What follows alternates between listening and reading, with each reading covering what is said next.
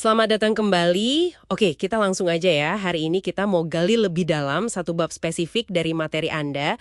Bab 5 dari buku The Seven Sigma Mindset. Judulnya Berpikir Bebas. Iya, betul. Bab yang menarik ini. Nah, misi kita hari ini nih, kita mau coba bedah bareng-bareng apa sih sebetulnya inti dari berpikir bebas menurut buku ini. Terus, apa bedanya sama cara pikir kita yang mungkin lebih sering, yang habitual itu. Berpikir kebiasaan ya. Iya.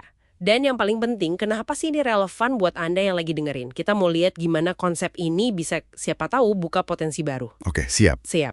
Kalau gitu, langsung aja ke pertanyaan pertama. Apa sih sebenarnya yang dimaksud berpikir bebas dalam konteks bab ini? Oke, jadi menurut bab ini, berpikir bebas itu pada dasarnya ya kebalikan dari berpikir habitual. Lawannya gitu. Oke. Yang nggak terikat sama pola pikir lama atau asumsi-asumsi yang mungkin udah nggak pas lagi. Nggak terikat ya? Iya, jadi ini tentang gimana kita bisa ngelihat melampaui batasan yang seringnya kita bikin sendiri. Berani gitu, menjelajahi ide baru, mempertimbangkan perspektif yang beda, yang seger. Jadi kayak keluar dari kotak gitu ya? Persis. Intinya sih di kemampuan kita buat sejenak aja melipat peta mental kita. Peta mental itu kan cara berpikir kita yang biasa, yang udah jadi standar. Heeh. Nah, tujuannya biar kita bisa lihat wilayah atau realitas itu apa adanya, tanpa filter kebiasaan yang terlalu tebal gitu. Buku ini nyebutnya free thinking. Wah, menarik, menarik. Melipat peta mental, saya jadi ingat contoh di buku itu, soal klien coaching. Iya, yang soal karir itu ya? Betul, dia kan kayaknya gimana ya, stuck gitu ya. Nyari kerjaan yang mirip-mirip terus, pikirannya tuh dibatasi sama, ya ekspektasi gaji, pengalaman dia sebelumnya, industrinya, bahkan mungkin kata orang lain. Nah itu kan berpikir habitual banget ya. Tepat sekali.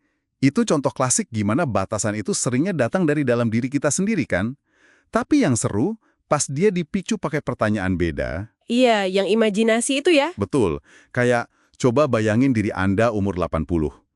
Atau apa yang bakal dilakuin pahlawan masa kecil Anda. Nah, pemicu kayak gitu bisa bantu dia keluar dari kerangkanya. Dia jadi bisa lihat kemungkinan karir yang sama sekali baru. Yang tadinya nggak kepikiran sama sekali. Nah, itu dia momen berpikir bebas lagi beraksi. Oke.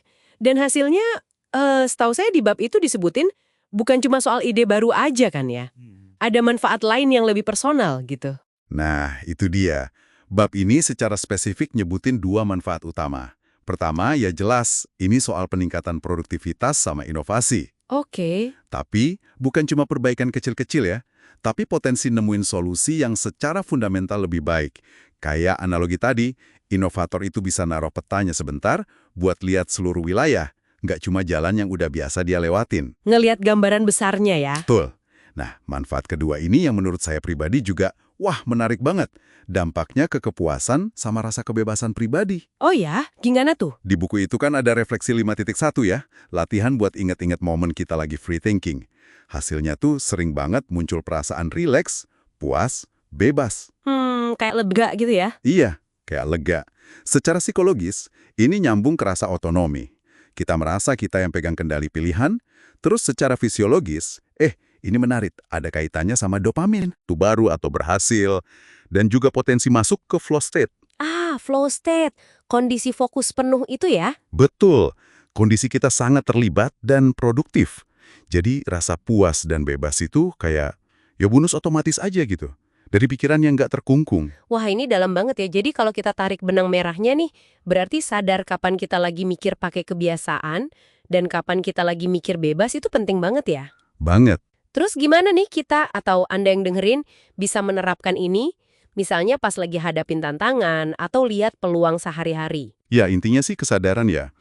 Sadar kalau kita tuh punya pilihan cara berpikir. Berpikir habitual itu kan penting juga, efisien buat rutinitas. Nggak bisa kita hidup tanpa itu. Iya, buat otomatisasi ya. Betul. Tapi, berpikir bebas ini ngasih kita akses ke ruang kemungkinan yang lebih luas. Ini dorong kita buat aktif nanya ke diri sendiri. Asumsi kita ini masih relevan nggak sih? Ada cara pandang lain nggak ya? Mempertanyakan asumsi. Iya. Dan ini juga bantu kita lebih hadir di momen sekarang. Nggak terlalu kejebak sama pola atau respons otomatis dari masa lalu. Jadi, ini bukan cuma soal jadi kreatif sesekali aja, tapi lebih kayak mengaktifkan mode operasi mental yang beda pas situasi emang butuh.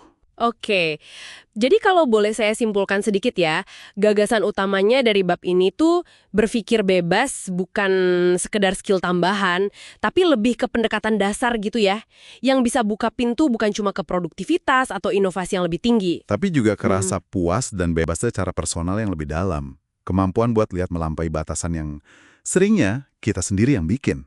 Tepat sekali. Dan mungkin ya, ini bisa jadi satu pemikiran lanjutan yang menarik nih. Gimana tuh? Bab ini kan jelasin apa itu berpikir bebas, manfaatnya apa. Tapi mungkin tantangan terbesarnya itu bukan kita nggak bisa berpikir bebas. Kita semua pernah kok ngalamin momen itu. Bener juga. Mungkin tantangan utamanya justru di ketidaksadaran kita pas lagi kejebak di mode berpikir habitual. Gimana kalau kuncinya justru ada di latihan kepekaan? Melatih diri kita ngenalin, ini saya lagi pakai peta mental lama nih, yang mungkin udah usang atau malah ngebatasin. Wah, itu pertanyaan reflektif yang bagus banget. Bagaimana cara melatih kepekaan itu? Mungkin itu bisa jadi bahan obrolan kita lain waktu ya. Bisa jadi. Oke, untuk sekarang, kayaknya eksplorasi kita soal berpikir bebas dari bab 5 ini, kita cukupkan dulu sampai di sini.